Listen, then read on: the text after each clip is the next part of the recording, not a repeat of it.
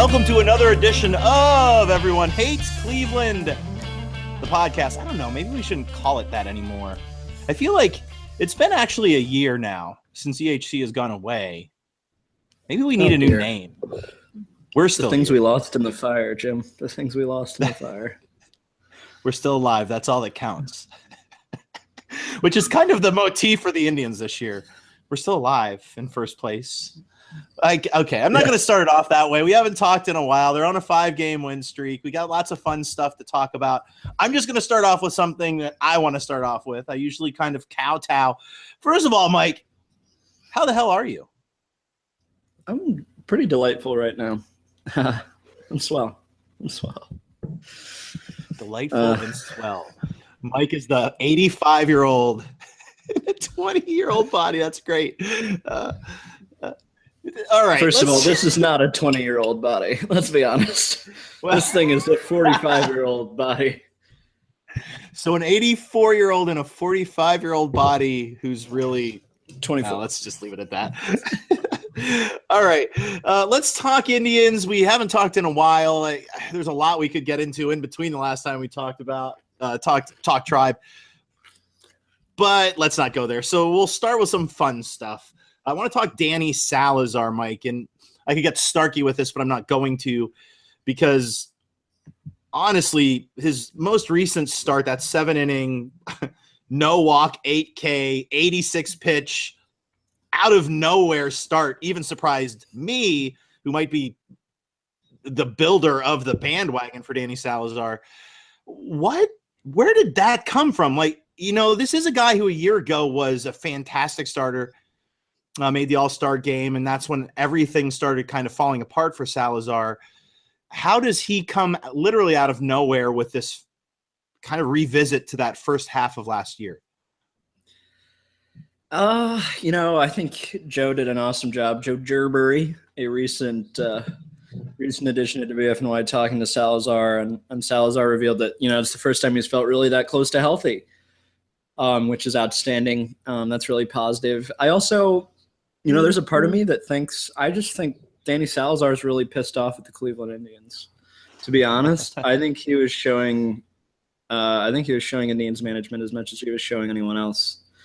He's someone who was moved to the bullpen. It caused more arm issues. They gave him a really short leash for a guy who has been a really good starter in his career. And, some stuff pointed to just he was kind of unlucky in the early going. I mean, he wasn't, certainly exceptional, but I don't know, Jim. He's just super talented. When he's at 95%, he's amazing. I mean, well, so the knock on Salazar over the years, other than health, has been, he's only got 2 pitches. And let's be square with this. And I mean, the truth of the matter is, and we could get into the variance of his pitches because he's definitively got more than 2, but let's just go with that. Let's run with the just 2 pitches. The difference between Salazar in this past start and Salazar really the first half of the season is, let's be honest, he threw more fast. We threw more 4-seamers. It was actually insane. He was throwing, I think, 70% as opposed to 56% prior to that in all of his other starts. Is this a way to keep his arm healthy, or is this them just saying, throw hard, that's what you do? Yeah, I also think he had bought into this sort of bullshit narrative. One of the things we talk about with really good pitchers is like them dialing it up late in games and stuff. And I think there was this thing in Salazar where he felt like he should just run it like 92, 93 in the first, mix a couple of things, just get through. And if you look at his splits, they were awful early in the game because he was throwing his 75th percentile stuff. And so, when he's aggressive early, it's huge. And second of all, he doesn't have to throw the changeup that much early because he can have success throwing 96. And that sets up the changeup better later in the game, sequencing-wise, when you're messing with speed like that. So I think him just being aggressive is really key. And playing up that velo, he's going to be great. And honestly, they don't need – I know I'm already talking about the playoffs. I know we have 60 games left. I know the Royals are a game and a half back. But if he's your Game 3 starter, you need 5 good innings.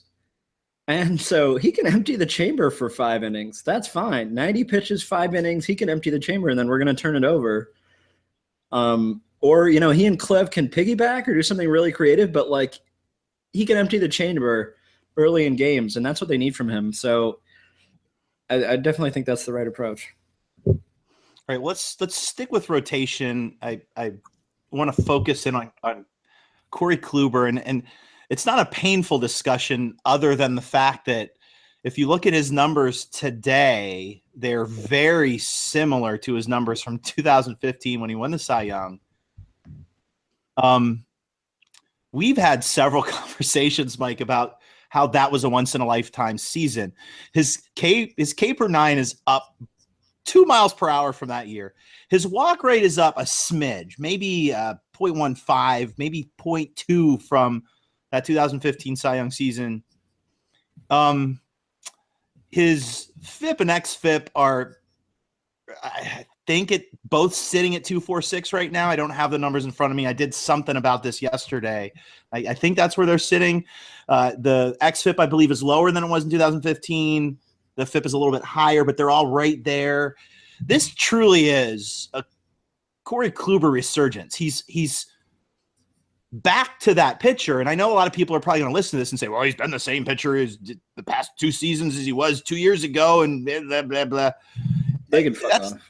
Well, I mean, he hasn't. Well, and he hasn't. He truly hasn't been. I mean, if you look at his numbers, they have not been better. I mean, if you look at the trends, this shouldn't be happening, and all of a sudden it is. What are we seeing here? Is this just a miss on our part, or is this, which it looks like, or is, and the season's not over yet, but is Kluber just that good? Is this a guy who you can't really measure? Yeah, this season's insane. Swinging, like he's way above his K per nine. He's incredibly efficient.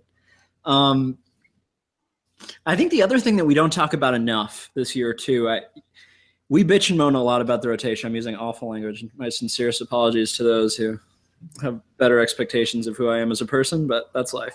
Well, we do have a big 13 to 18-year-old viewership, so a better censor. But where I'm going with this is, if you look at, I think a lot of times we've been killing our rotation because the FIPS are down and the ERAs are higher this year at the back end. I think one of the things we're not noticing is in this fly ball revolution, in this, like potentially ball altered revolution, pitching league-wide is shooting up in terms of, what a good performance is. It used to be a league average starter ran a FIP in the high threes.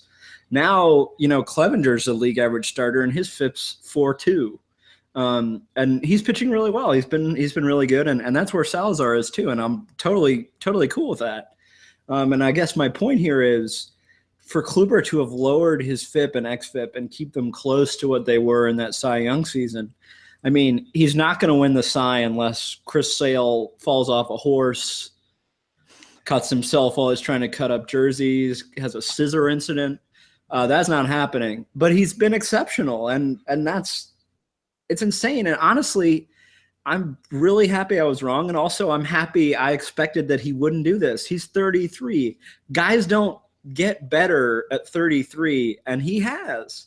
And he defied the aging curve, and that's why it's a curve and not an aging line and rule. It's not binding. There are outliers, and he's an outlier, and it's awesome. Well, we've got the ace and Carlos Carrasco. It's funny, Carrasco, and I don't want to get into Carrasco too much. He's pitched really well, but has had some up and downs this year. It's been having Kluber, especially after his usage last year in the playoffs. My concern with him is going to be down the stretch. They're using a 6-man rotation right now. It's apparently temporary, which is sad for me because I look back to last year, Mike, and you see Corey Kluber, the one healthy pitcher throughout the season.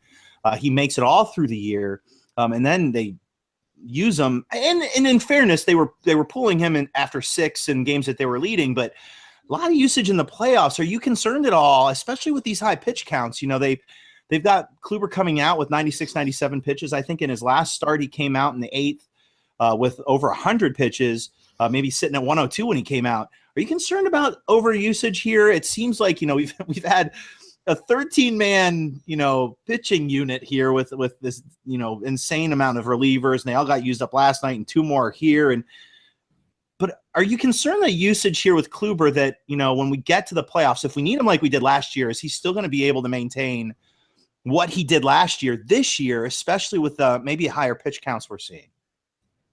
Yeah, I'm concerned, and I don't think last year is repeatable in that he was just like him and Miller and Allen. Like, I don't know how much of that is repeatable because it was perfect. I'm concerned. I do think Francona's hands are a little tied in that they just haven't put distance between themselves and the Royals. It'd be a lot easier to be a lot more progressive and protect those arms. I do think if you have a 4-run lead, there's really no reason to pitch Cody Allen. I think we could be a little more conservative with Allen and Miller with leads. But I definitely understand that, we're up 1.5. The Royals are on a tear. We're fighting to hold on. If we were up 4 or 5, I think I'm concerned either way, but I understand Francona being a little longer leash on Kluber right now. All right, let's swap to the offensive side of things. I think one of the, in many ways, surprises of the 2017 season offensively and defensively, for that matter, has been Bradley Zimmer. You and I, again, I mean, maybe this is the Jim and Mike and Jim miss show.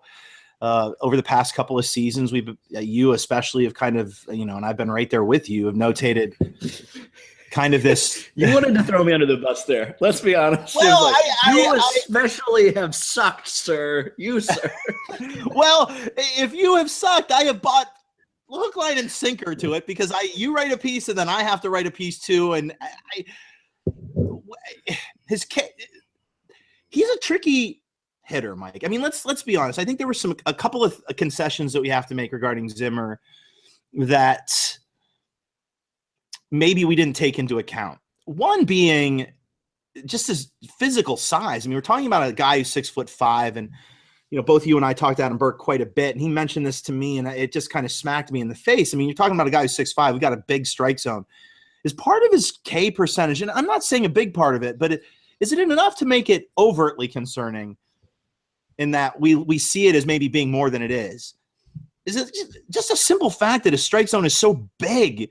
Part of the issue, and to go along with the fact that he's been going through this swing change over the past 12 months now, is there perhaps a little bit of inflation there just based on his physical size, making his strike zone bigger? Because what we've seen from him this year is true plate discipline. I mean, this is a guy who, of regular players right now, is third on the team and pitches seen per plate appearance. You're looking at a guy right now who, after today's game, is going to actually pass Carlos Santana for third on the team, behind only 2 guys. And we could get really fun into this and talk about the pitchers because we've got some Corey Kluber up there too, but that's beside the point. But you're looking at J-Ram and Edwin Encarnacion as the only 2 guys ahead of him in pitches faced per plate appearance. Is this just one of those amalgams that we're seeing of a guy who's going to strike out a ton, still have a high OBP because he and really work pitchers as the leadoff guy? Is this, I hate to say it because, I may throw you under the bus for this K percentage, but I really went after the comparisons between Zimmer and Grady Sizemore as being ridiculous. But I think we're seeing a little bit of a similarity in that Sizemore was another guy who used to work pitches. Is this a guy we're just going to see as a weird leadoff hitter over the years who really works pitchers in the 5, 6, 7, 8 pitch counts, strikes out a ton, but also gets on base a ton and with tons of power? Yeah. I also am, because my wife will tell you that I rarely admit that I could be wrong about something. So I'm going to do that more here. We've known each other a long time, Mike. We've known each other a long time. I'm glad that I can make you admit things that your wife can't. I'm glad. But I do think that I will say that in some ways I wasn't wrong. Okay, look, I think Zimmer's awesome. I think he could be a 4 or 5 WAR player. I do think the K percentage is ultimately like the ceiling limiter on him. I think a lot of his offensive value is going to come through his speed and his eyes outstanding. I do think that one thing I really missed is, and I think some of it has to do with the size of his zone, which may cause this, but you're right, he doesn't chase. his chase percentage is above league average. He's a disciplined hitter.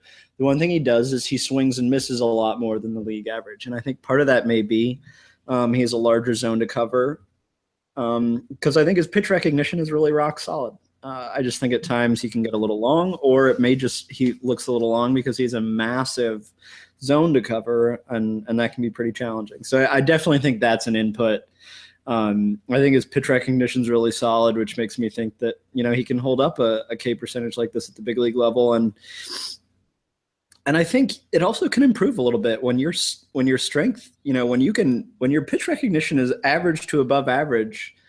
You can make little adjustments that are going to improve contact at the margin. So I think, and the other really positive thing is it's not like Naquin where we saw one or two holes that could be exploited and we said, what's he going to do to counter adjust?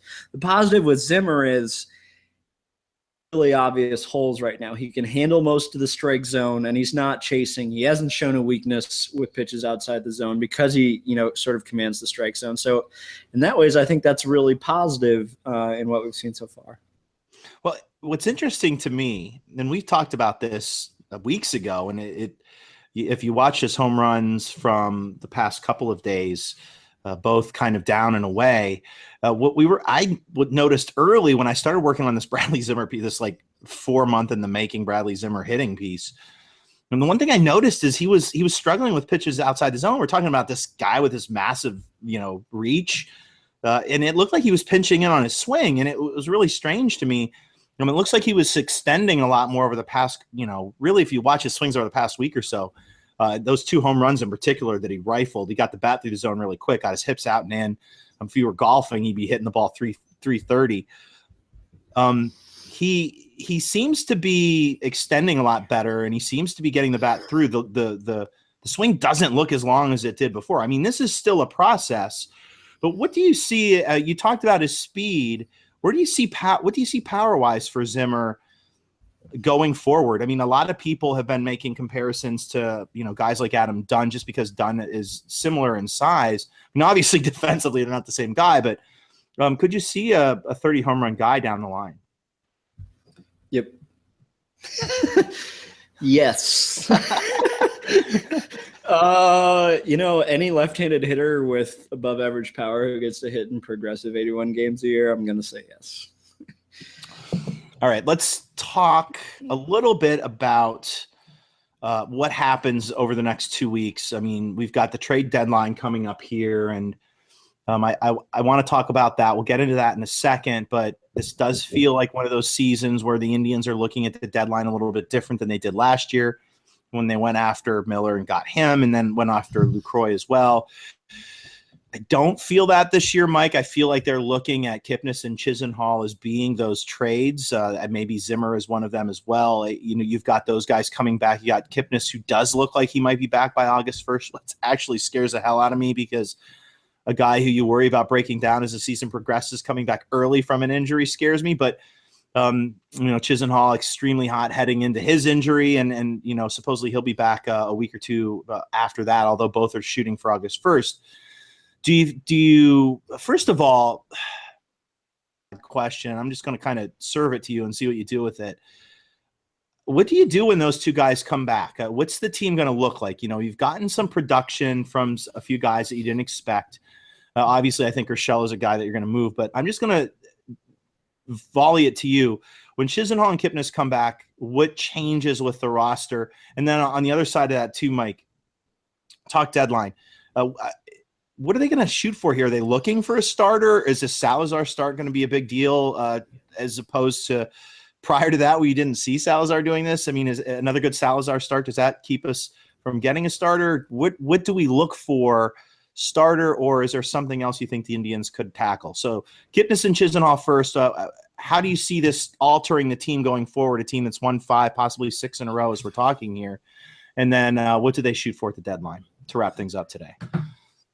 All right. Kipnis and Chiz, it's a weird fit. I do think the starting pitcher has been a lot better of late, and I do think that's something that's not entirely disassociated with the reality that Giovanni Urshela is playing third base and Jose Ramirez is playing second base.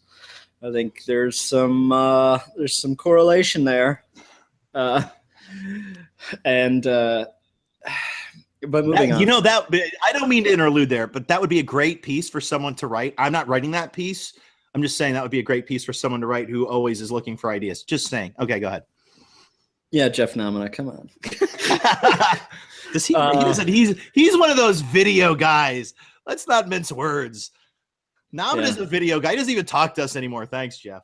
It's all about clicks now.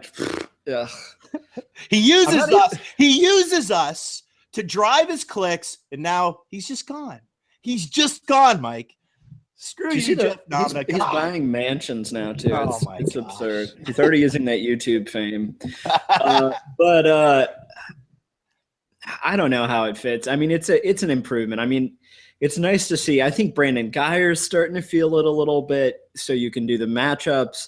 Zimmer has to be out in center every day. The Chisenhall-Zimmer right field, center field feels like a really fun defensive pairing. And against right-handed pitching, Brantley, Zimmer, Chisenhall in the outfield, that's awesome. And that makes for a deep lineup 1 through 7. I've been way too down on Kipnis like my whole life. I like Kipnis a lot. I think I underrate him. He doesn't play great defense, and he's been really beat up in the last 3 years. He has a major oblique injury that sinks his 2014 season, or 2015 season. My apologies. He's pretty beat up this year, multiple injuries, some that probably lean towards ones that sap his power. So, Kipnis, I'm really worried about Kipnis long-term at this point. He plays a position that's really physically demanding. Second base has a really tough aging curve because those guys take a lot of hits at second base. And I know that, Major League Baseball's tried to change a little bit to limit sliding rules and everything, but it's just a position where you take a lot of wear and tear. So I think I'm pretty worried about that. That's not an answer at all to your question. It's not good. He'll get slipped back in. He'll get slipped into the leadoff hole. We'll have to watch a month of him in the leadoff hole. I have no idea why the hell we would have to do that, but the next time Francona says no to a veteran will be the first time. So we'll be watching probably the Indians' 8th best hitter right now. And you know what? I don't like overreacting to 1 year samples. And there are people who are a lot smarter than me who are saying, if you're saying Kipnis is the 8th worst hitter, you're overreacting to a small sample. But I swear to God, this Kipnis is not the same guy we've watched for the past 4 years. I think he's 80% health-wise even when he comes back. And even if they move him back slowly, physically, he just looks pretty worn. And so to me, I do think I'm more in favor of reviewing his season-long numbers than his career-long numbers right now, because I think he's not the same dude. And maybe he is next year, and maybe he is in a month, but I don't think he is right now. Well, the key to me, Mike, the key to me here is what they need to do is plug him into 5 spot and then use J-Ram to protect him. Oh, Christ. Put J-Ram at 6. And I'm sorry. I can't even we do have to talk about Encarnacion. I want you to talk trade, but just don't let me forget. We got to talk Encarnacion because he's really putting up some impressive numbers. Go ahead. I'm sorry. Trade deadline, Mike. Nothing interesting, right? I mean, but this is the thing. You and I have. But also, this market's barren. I mean, I think Jim and I have different philosophies in terms of, how aggressive we'd be and, but I also think that we both are of the opinion that Sonny Gray is a pretty risky target. And he's probably the best starting pitcher. We both love Chris Archer. If Chris Archer was on the table, God, I'd move anyone. Definitively not. Yeah, I mean, the record's better than ours. I don't think so. He's not. Yeah. So it's Sonny Gray and Blech. All right. So the Sonny Gray thing. I'm just going to throw this out there, Mike, and is it possible? You know how weird the A's are and Billy Beane, and they're scouting our system right now, and you probably know where I'm going with this. Is it possible that they see value in some guys that aren't Tristan McKenzie and aren't Mejia? Is there an outside chance that it could be a big package of players outside the top 2 just because they like guys like, say, Bobby Bradley? like Chang, like maybe some of the younger guys. I mean, this does seem to be an MO of the A's of taking these random sort of guys you wouldn't expect. It seems odd to say that because other teams are going to be involved in Sonny Gray, but Oakland, they pick their teams and then they go after the guys they want. They're scouting the Indians right now. I mean, that's been widely reported over the past couple of days. They've been scouting the system. Is it possible that Sonny Gray could come over here for a package of players that doesn't include the two guys that we don't want them to get rid of? Yeah, I think it is. And I think, at this point, well, I disagree with it. I'm a huge Bobby Bradley fan. He's made every change I'd ever want. Right now he's viewed as a consensus top 50 prospect by, I think, most people. And I think that's just, I think Gray's a guy where the centerpiece is probably going to be, one top 50 prospect and then a couple really interesting pieces. For me, to me, first basemen are not top 50 prospects that I'm super interested in. I want middle of the diamond guys. So love Bradley, great adjustments. If it's Bradley and then another good piece and not any of the top two, let's go. Let's do it. Fine with me. But do they need Sonny Gray? I mean, me, I want them to go over the top. I don't know that puts them over the top. I mean, I was making a case for maybe going out for some okay relievers, like going out and getting a couple of relievers. Like you've seen, you saw Kansas City do it. You saw Chicago do it. You saw Washington do it. Is it possible that the Indians could go out, grab a couple of relievers that are good, to just kind of solidify our pen? It seemed to be maybe a lesson learned last year with Andrew Miller that a solid pen takes you almost to the World Series. We saw Kansas City do it. We see year after year all these teams with fantastic bullpens do it. I'm not saying our bullpen isn't fantastic. It is. But could you see them solidify the lower end of our bullpen or even the middle ground of our bullpen? In theory, it would give some of our top guys some rest, too, in the last 2 months. Although we know, Tito, God bless you, you're going to overuse him. But, I mean, is bullpen the route? Is that the way to go? I know they keep talking utility player, but my God, Columbus is built. They have every player at Columbus is a utility guy. What the hell do we need a utility guy for? Yeah,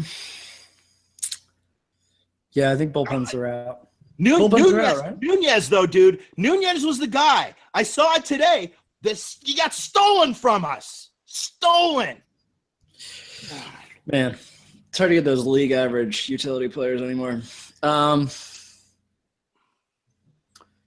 Yeah, I go bullpen. I think the thing is, the reason I go bullpen is I don't think you can expect a substantively. I just think there's less than a 20% chance that Sonny Gray pitches better in Game 3 of a series than Mike Clevinger or Danny Salazar if they're healthy. And if we're worried about those things, that's different. If there's a smoking gun on either of those guys, fine, go get Sonny Gray. But I think the odds are really narrow that he would actually really outperform either of those guys in a Game 3. So I think you go bullpen because it allows you to be more aggressive. Also because Cody Allen's scaring the hell out of me. To be perfectly honest, he's overused like crazy. He just looks like he needs a week off. And I guess the Indians can't give him one right now because they have a 1.5 game lead. But he and Miller, Miller's down about a tick. Allen's now barely touching 94 when he was sitting 95, 96 last year. I think if we're thinking that we can just use them just emptying the chamber every night in the playoffs right now, I think that's probably foolish because they just need some help. Well, maybe we'll see the Indians surprise us. I still think they spent all their weapon building in the offseason, and I want to talk about Edwin Encarnacion really quick. Since mid-May, he's putting up MVP numbers. I mean, let's be honest. He's sitting over 300. You're seeing that he's doing things I think that we were worried about early in the season with that K rate up. His K rate since mid-May has been sub 20. It's been down to 17. His walk rate's been almost the same. I mean, we got this 34-year-old dude kind of going back 3 or 4 years, 2 years really, to the player he was before we started seeing a slight decline. Power numbers are up. 21 home runs. He's doing every single thing that we paid for, including the walk-off home run. He's doing things, too, that I think have left him a little underrated. I mean, this is a guy who's got 21 home runs who perhaps it's because he's playing in Cleveland, but I think overall, even Cleveland fans have kind of been sleeping on him because of his rough opening month. How big a deal has Edwin Encarnacion been just to have plugged into the 3 or 4 hole, mostly the 4 hole? And seriously, you just kind of forget about him. When's the last time we had a guy in the middle of our order like that we've just forgotten about? I mean, Travis Hafner. It's been 10 years, right? Like, how big a deal is Edwin Encarnacion plugging the middle been for us? And thank God for J-Ram to protect him, by the way. Yeah, geez, if Encarnacion hadn't had somebody to protect him for the last 5 years, he wouldn't have been like one of the 5 best hitters in baseball the last 5 years or something. What kind of bullshit is that? Like, it's unreal. That's an unreal answer from a manager. And like, I actually kind of believe in some ways, like, you and I have talked about this. Joe Madden talked about this, and you brought this up when I used to rant about protection. He said, look, like when David Ortiz is hitting after Manny Ramirez, like, you're damn right the protection matters. But I think that there are some cases where, like, what the hell are we talking about here? Like, we saw, like, a week ago, I saw the Indians with a runner on third and less than 2 outs, and I saw them intentionally walk Edwin Encarnacion to get to J-Ram, and that's fine. But let's be honest with the fact that he's not really protecting him if they're walking him. If they're walking Encarnacion to get to J-Ram. That's not protection. Can we, I mean, in my head, and this is just me, a simpleton who, I'm just a simple guy, working for WFNY. Wouldn't the protection in a grand scheme of things for all those old school thinkers be the other way around? Wouldn't you want J-Ram, the all-star, protected by the number 4? Isn't that what you go and spend $60 million for 3 years? The guy to protect your true, like, best hitters on the team? Like, am I missing something? Like, if that's the theory you're going with, if you have to protect your $20 million a year guy with J-Ram, I mean, shouldn't that be flipped? I mean, when are they? Okay, I promised myself I wouldn't get into this, so I'm going to tone it down a little bit, but I don't know. It seems a little mixed up to me. The theory that they're using seems to be one that should be flipped around. You should be protecting, if you're going to use the term protection, which in the grand scheme is ridiculous. I think, like we've talked about in the past, there's situational, like Madden was talking about. There's situations, especially the playoffs, where you're sitting there staring at J-Ram in the face, looking at Encarnacion standing in the, standing in the on-deck circle, a guy who's won the wild card for Toronto last year, guy who blasted a grand slam last night to win games. This is a guy who wins games with one swing. Shouldn't that be the way it works? I mean, am I missing something? And by the way, isn't the most common sense old school thought, get your best hitters more at-bats? Ted freaking Williams used to talk about that. Ted Williams, maybe the greatest hitter of all time. But that's beside the point. I'm sorry, my veins are popping out my neck. I apologize. I'm going to calm down now, Mike, and throw it back to you. Edwin Encarnacion. We somehow turned this into a rant about lineup, but how big a deal has he truly been, protection or not? A pretty big deal, Jim. Just trying to pump out the trite quotes. Yeah, he's been awesome, and especially with Kipnis not being Kipnis and being hurt, and Chisenhall being hurt. Though I never really expected this sort of offensive production from Chisenhall, but it's been awesome. It's just different, and Santana hasn't been Santana yet, and now he's kind of looking like it in the last 3 or 4 games, and it's awesome. I mean, you get Santana clicking at 6, and it's over. Especially, heaven forbid they ever get healthy and have, at some point, if you guys get healthy and you have Chisenhall hitting 7th and maybe Kipnis hitting 8th, like, are you effing kidding me? That's unbelievable. So, well, I mean, maybe the theory is eventually to have J-Ram hit 9th so we can protect everybody. Because let's be honest. That's fair. I mean, if you're going to have a guy protect everybody, it should be J-Ram. By the way, how great is he? How great is he? To all the world who called him a utility guy that we don't give a shit about, screw you. He's an MVP candidate. He's probably not going to finish ahead of Edwin Encarnacion because Encarnacion has more name value, but screw you all. He is not a utility player. Screw you. Okay, there we go. I'm back. We're back. EHC is back. That's why we're called EHC. Screw what I said at the beginning. Oh man. All right. I think we should end it there. I'm gonna let you plug something here in a minute, Mike. I'm gonna buy you some time though. One quick little tidbit. Austin Jackson. I just want to throw this out there. We're kind of watching the close up of their 6th straight win. Is the Indians are just laying it on Anaheim here in the I think it's the 8th, up 8-2. We've had these big innings, but we have Austin Jackson coming back. Austin Jackson has been, again, on the Mike and Jim miss page. He's been amazing this year. I mean, there's really no way about it. I mean, he's hitting the ball well. We talk about plate appearances. This is a guy who's 4.5 pitches per at bat. If he had enough plate appearances, he would be second, I think, behind Encarnacion. Where's this coming from? I mean, I could pull a quote from a guy who you and I both don't respect who said, Austin Jackson's going to find it this year. Well, I hate to admit it. He kind of sort of did. What's that all about? Is this luck? Is this variance? I think the big word for us this year, Mike, has been variance. What the hell?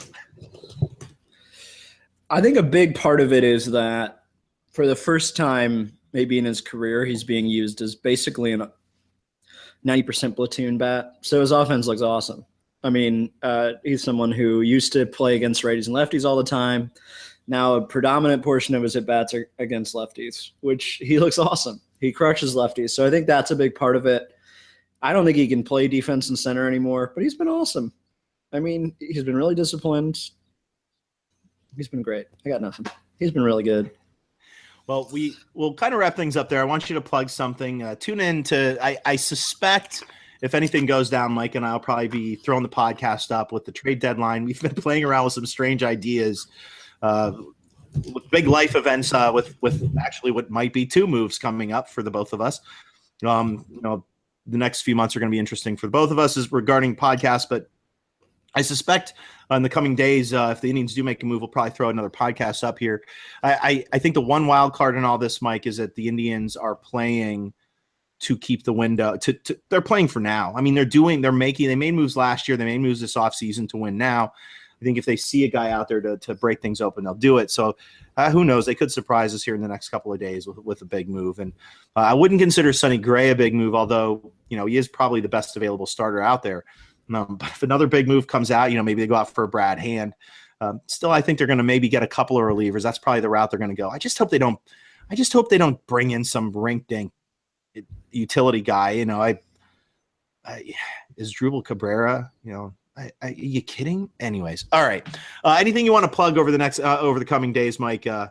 I'd plug your piece first, but I suspect you're probably going to throw that out there. But is there anything else you want to plug? I loved your gamer last night. For those who didn't read it, Jim wrote a gamer for last night's game, which also I loved it because I didn't have to write it. His gamers are the worst.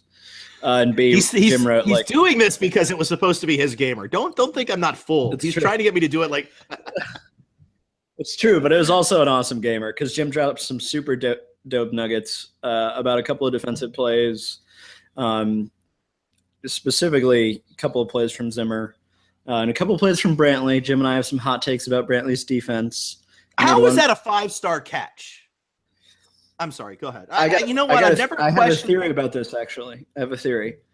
So one of the tough things with that is it's based on location in terms of whatever. One of the tough things about Cleveland and rating left field is that positioning in left field for Cleveland Indians outfielders is really different. Because it's sort of like Fenway in that the wall is shallower, it's a lot higher. You can play a little shallower, and I think that's a ball that distance-wise in another park, the outfielder would be playing greater distance from that. So I have a weird theory about that, but I think that relates to it. But yeah, read Jim's gamer. I wrote about Cody Allen and his arm potentially erupting in flames. You can read that. I guess I'm going to have to write something for some game that's on Thursday, tomorrow night. But it probably won't be very exciting. Well, don't forget it's a day game, so yeah, you could be done by 5. I won't be writing it then. You could be done by 5. Oh yeah, you work. All right. The only other thing I want to plug is while we were ripping on Jeff earlier, he's making a concerted effort to improve the videos. That I know that's the touchstone word right now of death.